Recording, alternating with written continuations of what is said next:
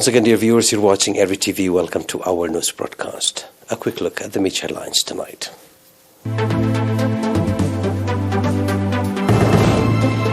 Forestry and Wildlife Authority organized workshop in Misawa. World Music Day observed here in Eritrea. China vows forceful measures if U.S. House Speaker Pelosi visits Taiwan. Italy signs energy deals with Algeria in bid to sidestep Russia. In our domestic news, the Forestry and Wildlife Authority on 15 July organized a workshop in the port city of Misawa to discuss the current situation of forestry and wildlife resources in the country. Speaking at the workshop, in which heads of administrations and partners took part, Colonel Kunfe Haptom, manager of the authority, said that conservation of forestry and wildlife has significant contribution in the economic development of the country. He called for integrated efforts for better outcome. Colonel Kunfe also expressed expectations that the greening campaign that is being conducted across the country with strong participation of the public will have significant contribution in redressing the environment. Research papers on the condition of forests in the country as well as the level of understanding of the general public were presented at the workshop. Based on the research, in Eritrea there are 126 wildlife species and 600 species of birds. The research further indicated that 56 kinds of indigenous trees and 23 species of wild animals are on the verge of extinction. The participants on their part conducted extensive discussion on the research papers presented and adopted various recommendations, including for establishing more enclosures, as well as taking serious measures to control illegal cutting down of trees.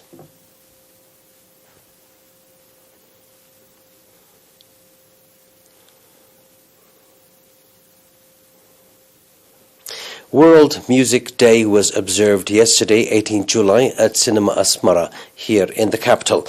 Speaking at the occasion, Ambassador Zamir Taghla, Commissioner of the Culture and Sports, said that the World Music Day is being observed for the first time in Eritrea and that the Commission will take the responsibility in cooperation with partners to colorfully observe the day every year. Stating that observing the Music World Day glorifies the concept music is a universal language. Mr. Barnabas Mabrahtu, member of the Musicians Association, said that music has an important place in the daily socio-economic lives of the Eritrean people. The event featured documentary films and narrations depicting the day. World Music Day observance that began in 1982 at a French festival is marked internationally every year on 21 July.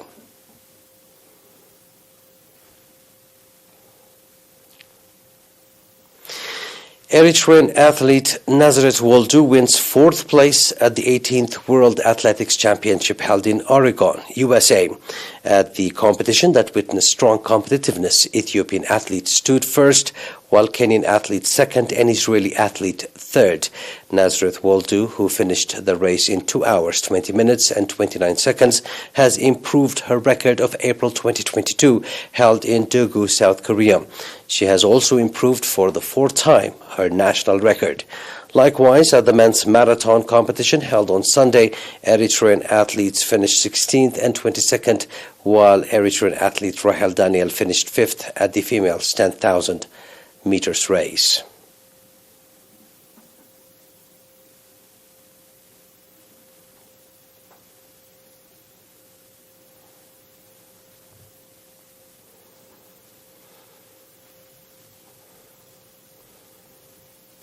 Announcement from the Ministry of Health.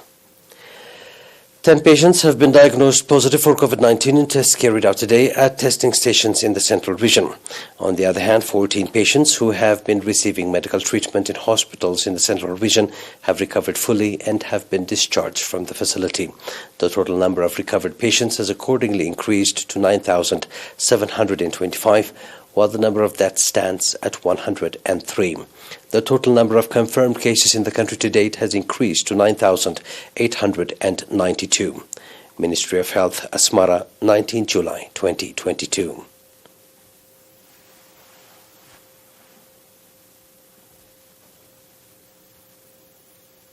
That was our domestic news. Please stay tuned now for the international news right after the short break.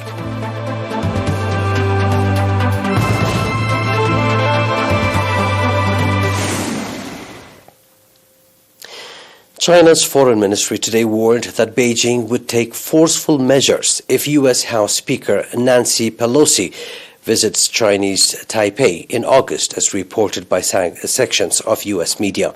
The ministry spokesman Chao Lijian, in a regular press briefing, said Beijing will take strong measures to safeguard its sovereignty and territorial integrity, while asserting that any visit to the island without China's consent amounts to a violation of the One China principle. According to reports, Pelosi is due to visit Chinese Taipei in August. She will be among the highest-ranking U.S. officials to visit the territory. Li Jian warned that it would have a grave impact on U.S.-China ties. China has issued a similar warning about a planned Pelosi visit in April. The U.S. House Speaker's trip to the Asian continent, originally scheduled to take place in April, was held back after she contracted COVID-19. The Italian government has sealed a series of agreements with Algeria as European countries ramp up their push to disengage from Russia after the Russia-Ukraine war and secure alternative energy supplies. A major deal finalized today sees a clutch of energy companies, including Italy's Eni, invest $4 billion in a site located in the perimeter of the Berkine to produce 1 billion oil equivalent barrels. Tawfiq Hakar, Chief Executive Officer of Algeria's state oil and gas producer Sonatrach, told reporters that U.S. energy firm Occidental and France's Total Energies were also among the investors. During a visit to Algiers as part of the four-day Italy-Algeria Intergovernmental Summit, Italian Prime Minister Mario Draghi and Algerian President Abdelmadjid Tebboune yesterday signed 15 agreements and memorandums of understanding in areas ranging from energy to sustainable development, justice and micro-enterprises. Sonatrach also announced the upcoming supply of 4 billion cubic meters of gas to Italy as part of the agreement signed with Eni in April. Please stay tuned now for a recap of tonight's headlines.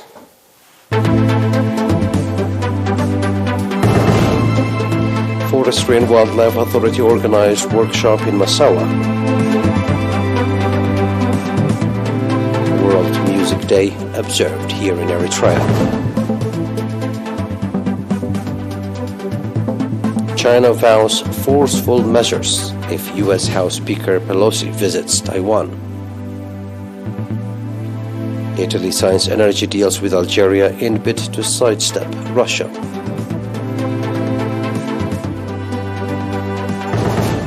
That was our news for tonight, dear viewers. It is good night from us.